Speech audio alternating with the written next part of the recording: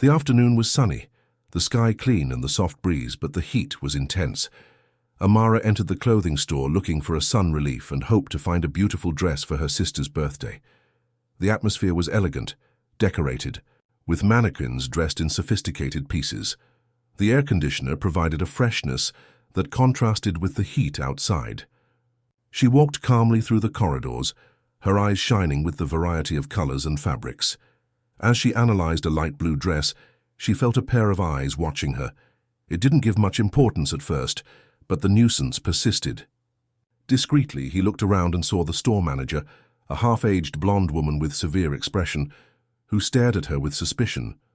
The woman whispered something to one of the salespeople, who immediately went towards Amara. "Can I help you with something?" The voice came out forced without a drop of sympathy. "I'm just taking a look, thank you," Amara replied with a polite smile, trying to ward off the feeling of discomfort. The saleswoman did not move, remaining there, observing every movement of Amara like an unwanted shadow. Even so, Amara tried to ignore and kept looking at the clothes. It was not long before the manager approached. "You will not find anything you can afford here," he said coldly. Amara was surprised by the rudeness of the comment, feeling her face warm with shame and anger. "Sorry, but I'm just looking," he replied, trying to keep calm. "It is better to look elsewhere." "We don't want problems here," the woman insisted, crossing her arms and blocking Amara's path. Amara looked around and realized that other customers watched the scene curiously, but no one intervened. She felt a knot in her throat, but refused to give the taste of showing weakness. "I didn't do anything wrong.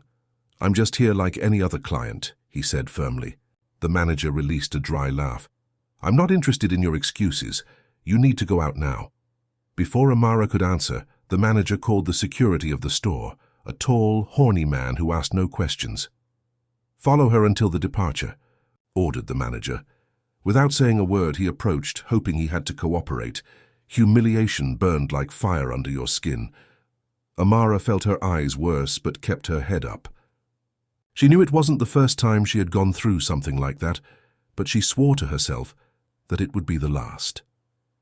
As he went under curious eyes and judges, an idea began to form in his mind. If they thought they could treat her, that because of her skin, they were very wrong. That would not be unpunished. She would make a point of showing the world what had just happened there, and in a way that no one would ever forget. Outside the store, Amara felt the sun burn her skin, but the boiling anger inside was much more intense. He took a deep breath, trying to calm his rapid heart. The manager's words echoed in his mind repeatedly as a cruel reminder that for some people his skin color was a problem. She took her cell phone and dialed the number of Malik, her best friend and independent journalist. He always said, "The truth needs to be heard, even when they try to silence it." "Malik, I need you now." The tone of his voice left no room for questions. In less than 15 minutes, Malik appeared in the square in front of the store.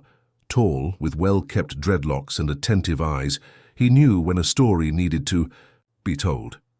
Amara reported everything without hiding the embarrassment she felt when she was escorted out. Malik heard carefully, his face hardening as the details arose. When she finished, her eyes shone with determination. "Do they think they can treat you like this? That can humiliate you and go unpunished? Not today." Without hesitation, Malik turned on the camera from his cell phone. Amara hesitated for a moment, her heart fast. It was not just his voice that would echo, but his face, his story. But she knew she needed to be done. "I am not the first, and unfortunately I will not be the last. This needs to stop." With the camera pointed at her, Amara told everything. The manager's cold look, the implicit accusations, the way he was treated as a criminal for simply existing in that space. His voice was firm, but the weight of pain was present in every word. Malik held the tears, but his fists clenched revealed his anger. When the video ended, he wasted no time. He immediately posted on social networks with a direct caption, "Expelled for being black. How long?" In a few minutes, notifications began to explode on the screen. Support comments, reports of similar experiences and words of indignation came from all sides. The video was shared hundreds of times in a matter of minutes. While following the impact on social networks, Amara felt a twinge of hope. It was not alone. It wasn't just about her. It was about everyone who had already been treated as less because of the color of his skin. "You did the right thing, love," Malik said, putting his hand on his shoulder. "They won't escape this." But what started as an online protest was about to turn into something much bigger. The video not only echoed in the city, but hit people in distant places, causing a wave of revolt. And the store, now center of attention, would not have to escape the truth. Silence would no longer be an option. The next day, Amara woke up with her cell phone vibrating without stopping. The notifications exploded on the screen. The video had become viral.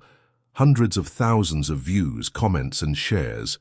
People, from different cities, even from other countries, expressed their indignation and solidarity. She did not expect such repercussion. When opening the social networks, he saw that the subject was on the rise, with the hashtag Justice para Amara leading the discussions. Similar reports began to emerge in the comments, others telling experiences of discrimination in the same store. The truth was coming to light, and there was no ignorance. Malik called early. "Amara, you won't believe it. There are already people organizing to protest in front of the store. This is growing very fast." Amara felt a mix of emotion and apprehension. I had never imagined that his voice could echo so far. "I didn't want all this. I just wanted justice. And that's exactly what we're looking for. The whole city is talking about it. They need to answer for what they did." In the early afternoon, Amara decided to go to the scene. I wanted to see with my own eyes what was going on. As he approached the store, he was surprised by a crowd. Posters with phrases like "racism will not pass" and "respect has no color" filled the scenario. People of all ages, races, and genres were there, united against injustice. Malik found her in the crowd, the proud smile on her face. "You did it, Amara. Your courage brought these people here." Amara looked around, thrilled. I had never seen such a strong mobilization. The feeling of shame he carried the day before was replaced by overwhelming pride. She was no longer alone. However, on the other side of the glass doors, the manager and other employees observed the scene, visibly uncomfortable. The doors were locked and the closed plate was hurriedly placed, but that did not prevent the crowd from continuing with firm voices and raised posters. Suddenly, a man of suit left the store and tried to talk to the press, who was also present, but was drowned out of the screams of "Justice!" Amara recognized him. He was the owner of the store. He approached Amara, trying to keep the composure. "Can we talk particularly?" Amara stared at him, the conflicting emotions dancing in his eyes. All she wanted was respect and dignity. But now she had a crowd by her side, a movement that went beyond her personal experience. It wasn't just about her. It was about changing something much bigger. "We have nothing to talk about in particular. If you have something to say, tell us all to hear." The man was surprised by the answer. Clearly, I did not expect that. I had loved to confront power with such firmness, but he knew he had no choice, and for the first time his face showed regret. The crowd silenced, waiting for the next movement. The cameras were all focused on that moment. What would he say? What would he do? Amara remained firm, ready to face the outcome of this battle for justice. The silence that followed was heavy, loaded with expectation. The owner of the store cleaned his throat, visibly uncomfortable with the cameras, and fixed eyes on him. Amara remained firm, her face impassive, but her heart was hit by. She knew that this moment was not just about her, it was about everyone who had already been humiliated and silenced. The man took a deep breath and started talking. "On behalf of the store, I would like to apologize for what happened. It is not our policy to discriminate anyone, and we will investigate the case to take the necessary measures." The words came out rehearsed, empty. The crowd responded with boos and murmurs of dissatisfaction. Amara felt a knot in her stomach. That was not a sincere excuse. It was an attempt to save the company's image. "Investigation?" Amara's voice cut the air, clear and determined. "You saw the video. We all saw. You have nothing to investigate. You just want to protect your brand." The owner of the store paled. He was not used to being publicly confronted, especially by someone like Amara, someone he underestimated. He tried to recover control, but Amara's words inflamed the crowd. "We want justice, we want change." The screams echoed down the street, making the man back on a few steps. Malik recorded everything with the camera, his face lit by the determination of telling the truth. Amara advanced a step, staring at the man in her eyes. "I don't want your empty excuses. I want action. I want the manager to be responsible for what he did. I want your store to change your policies so that no one else goes through what I went through." The crowd exploded in applause. The owner of the store realized that he had no way out. It was trapped, not only by cameras, but by the force of a community that would no longer tolerate racism hidden under the facade of respectability. He hesitated, the look lost for a moment, then finally nodded. I understand. Let's do whatever it takes to correct it." But Amara was not convinced. "It's not just correcting, it is changing, and I will guarantee that this change happens." The man could not hide fear in his eyes. He knew it wouldn't end there. He'd loved, and everyone who was with her would not stop even seeing real justice. And for the first time, he realized the impact of his actions, not just as an entrepreneur, but as part of a system he had helped to perpetuate. The crowd began to scream the name of Amara. She felt a shiver on her spine, a mixture of power and responsibility. That fight had become much larger than he had imagined. She looked at Malik, who smiled and made a positive sign with her head. The fight was just beginning, but now she had a community by her side, and the next step would be even more powerful. While the store owner retreated into the building, Amara turned to the crowd. "It doesn't end here. Let's make sure this change happens. Not only in this store, but everywhere they still believe they can silence us." The crowd responded with a unison chorus of support, and Amara learned that she had started something no one could stop. She had turned the game. Days after the protest, the repercussions continued to spread like waves in a lake after a stone was thrown. Amara's video not only exposed racism in that store, but lit a much greater conversation about discrimination and prejudice in the city. Local newspapers published articles questioning exclusionary business practices, and radio programs made room for heated debates on institutional racism. The store, which was once known for sophistication, was now associated with racial discrimination. The drop in sales was drastic, and the boycott organized on social networks gained strength. Community groups joined the movement started by Amara, demanding not only an apology, but concrete actions. Feeling the pressure, the store owner dismissed the manager responsible for the incident and announced a complete reform in internal policies, including mandatory training on diversity and inclusion. But Amara knew this was just the beginning. She and Malik continued to use social networks to keep the conversation alive. Malik has organized a series of lives with human rights experts, lawyers, and community leaders to discuss the impact of everyday racism and how to combat it. Transmissions have reached thousands of views, and people began to share their own stories of discrimination. The movement grew organically, fed by the courage of Amara not to silence. Determined to transform pain into power, Amara accepted the invitation to speak of a community forum in the central square of the city. The event brought together an impressive crowd, people of all ages, races, and origins, united by the desire for justice. On the makeshift stage, she took the microphone, with trembling hands, feeling the weight of so many expectations. He took a deep breath, looking at his attentive faces, some thrilled, others carrying experiences similar to his own.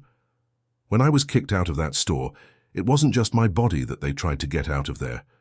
They tried to take my dignity, my right to exist freely." The voice began echoing in the silence, attentive. "But I wasn't alone. None of us are. Each one here has a story of pain, humiliation, but also of resistance." Amara's words resonated in the crowd, provoking tears and applause. Malik recorded everything with the camera, capturing not only the image but the soul of the moment. She continued, "This is not just about me, it is about all of us. about changing a system that sees us as suspects even before seeing us as humans. And this change begins now, here, with our voice, with our union. The energy in the air was palpable. People started raising handwritten posters. Respect has no color. We exist and resist. Enough of silence. The chorus of voices grew, forming an anthem of resistance and solidarity. In the crowd, an older man lifted his hand. With teary eyes, she told how she had been followed in stores throughout her life, always seen as a threat by her dark skin. One mother reported that her 8-year-old son had already been the target of racist insults at school. The stories were painful, but at that moment, shared aloud, became seeds of change. At the end of the event, a representative of the municipal council approached Amara. "You not only exposed an injustice but mobilized an entire city. We want to work with you to create policies against discrimination in commercial establishments. We need your voice." Amara felt a knot in her throat. I had never imagined that his courage could go so far. "I accept, but I want to make sure. These changes are real and lasting." The man nodded, amazed at her firmness. In the following days, Amara attended meetings with community leaders, lawyers, and local commerce representatives. Together, they made guidelines to combat structural racism, from mandatory training to punishments to discriminatory practices. The project was presented to the city council, where it was unanimously approved, becoming a milestone in the history of the city. The news spread and other cities began to follow the example. Amara was invited to give interviews on national television channels, sharing her story and inspiring others to position themselves against racism. The movement has grown beyond the borders of its city, becoming a symbol of resistance and transformation. On a quiet afternoon, sitting on the porch of his house, Amara watched the sunset, reflecting on everything that had happened. Malik joined her, a proud look. "You changed everything. I loved it. Not only for you, but for all of us." She smiled with teary eyes. "I just did what needed to be done. No one else will go through what I went through. No, while I can fight." The phone vibrated with new support notifications. Amara knew that the fight against racism was long and arduous, but now she had an army of voices by her side. His cry of justice echoed far beyond that store. That day, under the colorful sky of dusk, Amara realized that what began as a gesture of humiliation became an empowerment movement, and that although the battle was just beginning, the victory was already written in every heart that refused to remain silent.